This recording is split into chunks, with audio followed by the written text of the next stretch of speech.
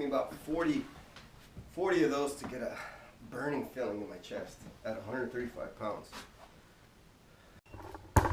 Alright guys, here's the parts that I popped. I made a video about a week ago showing you the different parts that I was making.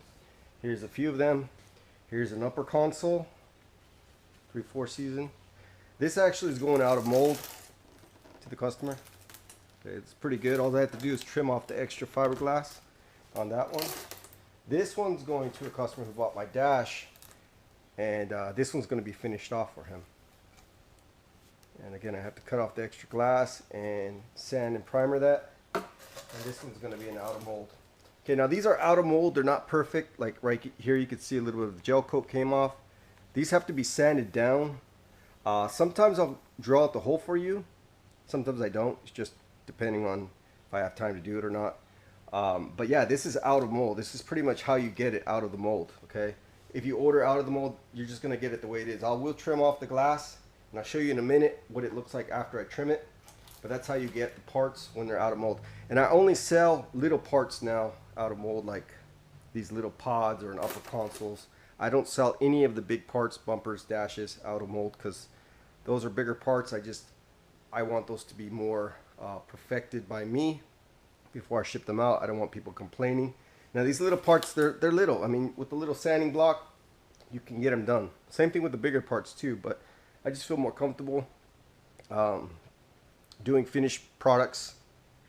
I don't know how long I will do out of mold for these. I probably will continue to do it as long as I don't get anybody complaining saying, hey, I got this part from you, it had a chip, and you know, they get irate and start talking crap online. That's what I don't like, guys, because you know, this is a little bit cheaper getting out of mold, but you got to know how to do the body work. When I first started out a few years ago making finished parts, I showed you guys how to sand it, how to prime it.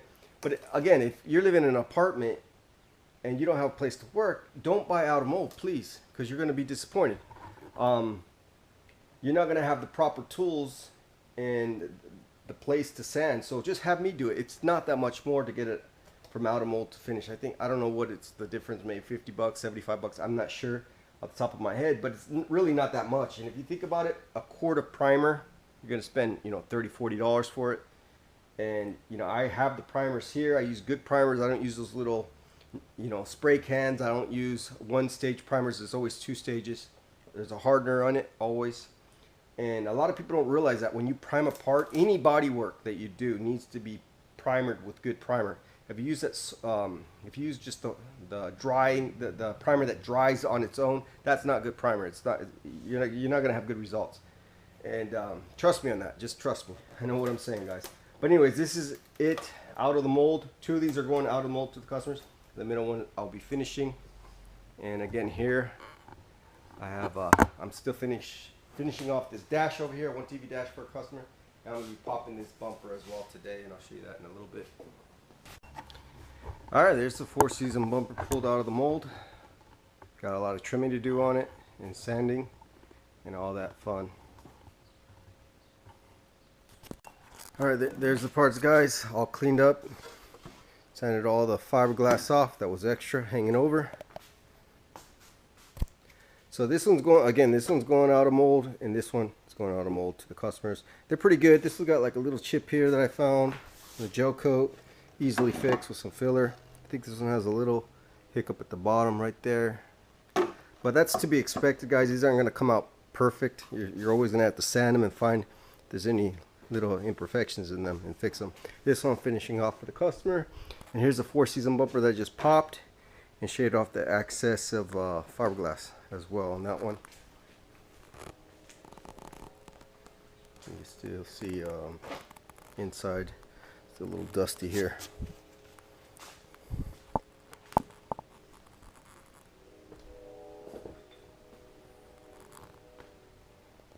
Alright, so that's the parts. I gotta finish the bumper, sanding, primer, and same with that pod, and then I'll get on to the next bunch of parts to make. Alright, start finishing off this 1TV dash, and I found a little bit of weak point right here in the dash. So I'm going to go ahead and glass this up a little bit more. I just don't like it. It feels a little bit tender here. That means a little soft. not enough glass. And the reason why I have that little hiccup here sometimes is it's really hard to get in there. It's really deep because I put a underbelly in here. So it's really hard to reach this corner. So I'm going to go ahead and glass this right here. And another spot here, it feels a little weak right here on this edge. Right here. So I'm going to add a little bit more glass on the inside there. But everywhere else, it's pretty good. But every dash, every part I make, see right here there was a little bit of a crack, about an inch long here. So what I did is I flipped it over and added a couple layers of glass to give that reinforcement. And that happened when I was pulling it out of the mold. But yeah, every part that I make, I gotta go and check them. Check the glass, make sure it's thick where it needs to be thick. And I do that with all my parts. So if there's anything that comes out a little funky, I take care of it. That way you guys don't get it and then have issues down the road. Same with the bumpers. I got this bumper here, I'll check it. I like to reinforce this part here because this is where people pick it up. So I like to make this a little bit thicker. In the past I've made it a little bit thinner. You can tell when you grip a bumper if it's thick or not. If you push down on your finger or your hand and it feels like the thing's kind of caving in, it's not thick enough. It needs to be sturdy, especially a bumper. Now that's not to say you can't make super thin parts. You can. Race car, NASCAR, you know, those things are super thin. They even use carbon fiber, which is lighter than fiberglass. But that, you know, that's race cars, guys. I don't think many people are building these Knight Rider cars to you know, have it as a race car. It's more for looks. But yeah, that's what I get. That's what I got to do with every part, guys. Is I do my best. You know, I'm not perfect. So, and this is the last dash from 2020 orders. This guy ordered, I think, somewhere in the late in the year, like November, December, I think. He's been waiting quite a bit. Here we are in April, so I got to get this to him. I should have finished it off a little bit sooner for him, but the temperatures here were just so cold this year.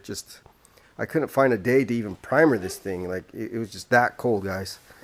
And yeah, it's just the way it is out here. So probably gonna have to start making an extra of every part if you guys want to order in the winter times, like, you know, December through March. That's my kind of, I don't really like to make the parts in that cold of weather. I can do it if you really need it and you really want me to make your part in that around that time frame. I can do it, but like, I literally got to heat up the shop, and because it's got to be 60 degrees for fiberglass to cure.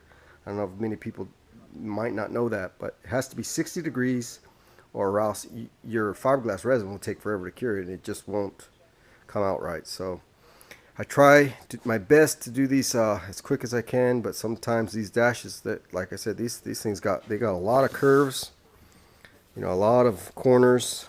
It takes me quite a bit of time to sand them, get all the little imperfections out, and get them perfect for you guys.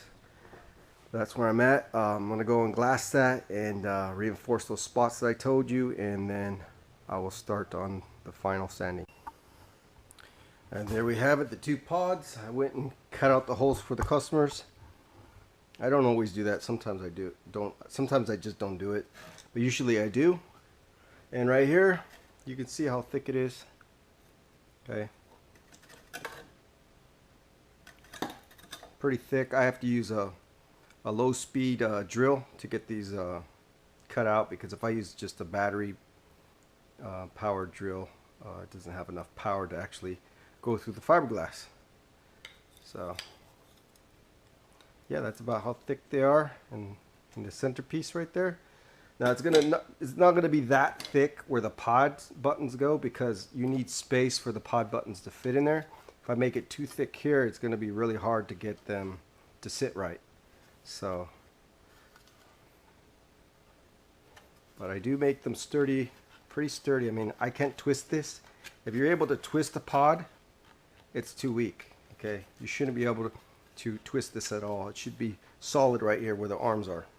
And if you don't make those solid, somebody's gonna hit it with their leg. It's gonna snap right off.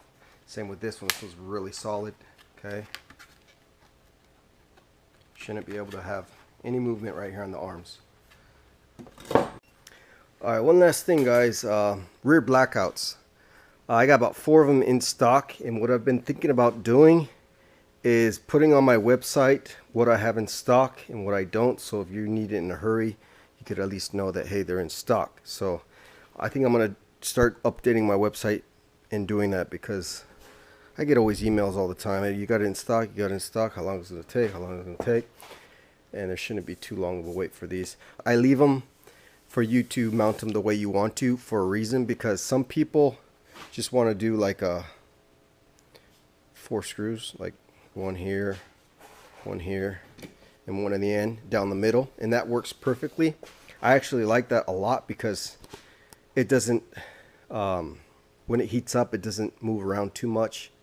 Some people like to put 2 screws, like one here, and then a couple more here, and a couple at the end. That's perfectly fine too. Just know if you put, the more screws you put, the more this blackout's going to want to move in the sun when it's hot, and it's, you know, it can't really move around too much. And also, don't forget to pre-drill these holes. Wherever you're going to mount your holes, pre-drill, because I had a customer who, I guess he just drilled right through the blackout without pre-drilling it, and it cracked. It'll crack the lens back here.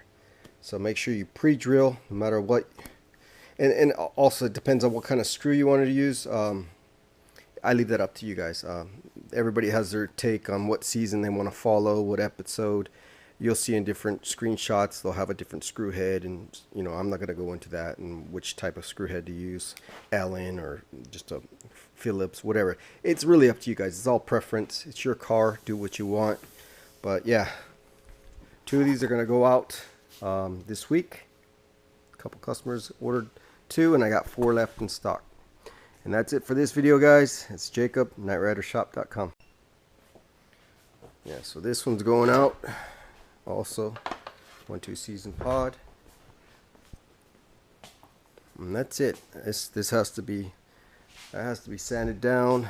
The dash, I'm still working on that. That should be done. That's going to be my priority, is working on that this week.